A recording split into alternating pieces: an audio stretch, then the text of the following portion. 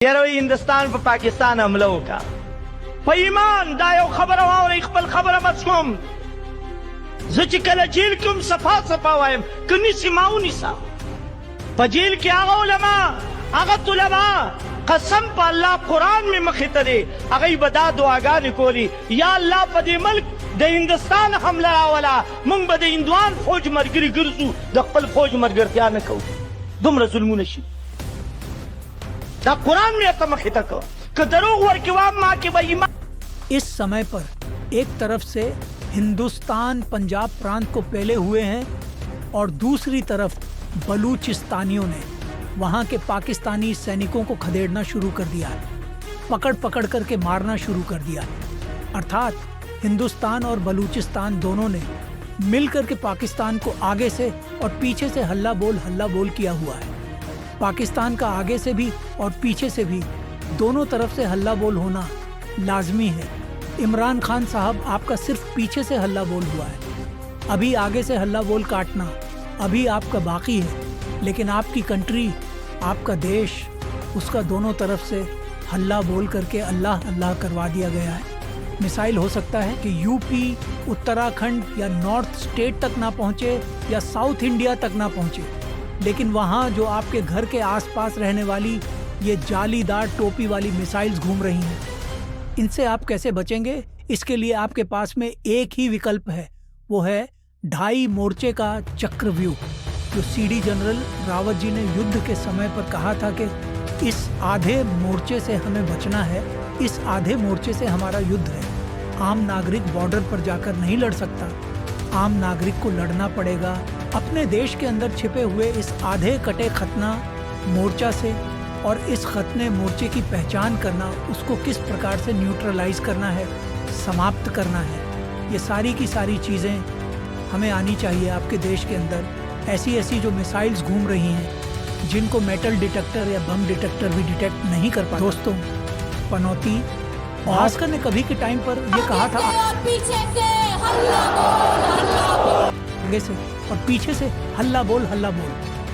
स्वरा तो बाद में मुसलमान बन गई, लेकिन हिंदुस्तान और पाकिस्तान की कुछ आवाम ने इस बात को बहुत सीरियसली ले लिया। हम और आप सभी जानते हैं कि पाकिस्तान में भी मेनली वहाँ के पंजाबी मुसलमानों ने पूरे के पूरे पाकिस्तान को कंट्रोल किया हुआ है। पहले उन्होंने पूरे बंगाल को कंट्रोल किया हुआ था और इस समय पर बलूचिस्तान को कंट्रोल किया हुआ है।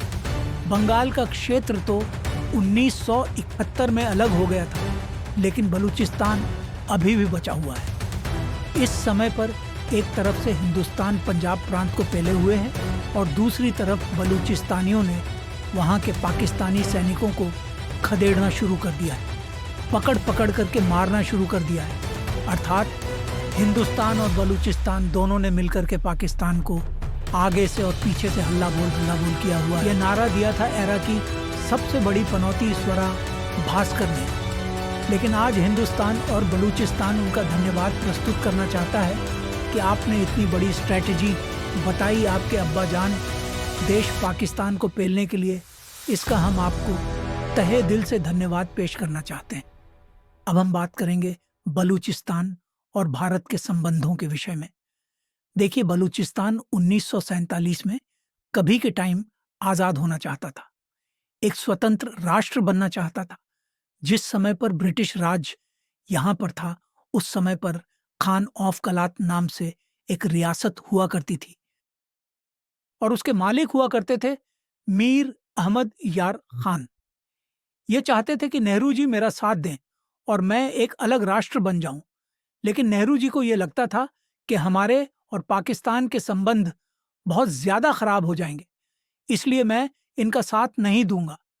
बीच में सिंध प्रांत ने यह भी कहा था कि हम भारत में मिलना चाहते क्योंकि हमारी सीमाएं आपसे मिली हुई हैं और उसके साथ ही साथ हम बलूचिस्तान से भी समझौता कर सकते थे।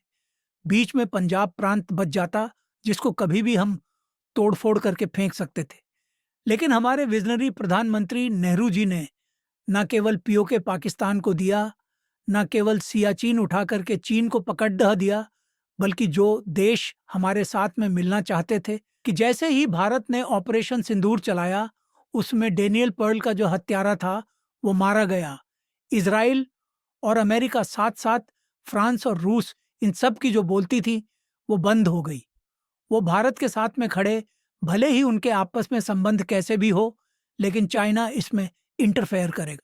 इसका कारण मैं आपको बता देता हूं। बलूचिस्तान तो 1947 से चाहता था कि मैं अलग हूं, लेकिन जो पंजाब प्रांत है पाकिस्तान का, यहाँ के फौजियों ने, पंजाबी मुसलमानों ने जाकर के उनको बहुत मारा पीटा। आप बलूचिस्तानियों के ऊपर जितनी भी एट्रोसिटीज हुई हैं, जितने भी उनके ऊपर अत्याचार हुए हैं, कभी आप उनके वीडियोस, उनके पोस्ट उठा करके देख लेना। आपको पता लग जाएगा कि मुसलमान ही मुसलमान के ऊपर कितना अत्याचार करता है, और हिंदुस्तान के अंदर परीक्षाओं में बुर्का रोक देने पर यह कितना हाहाकार करता है।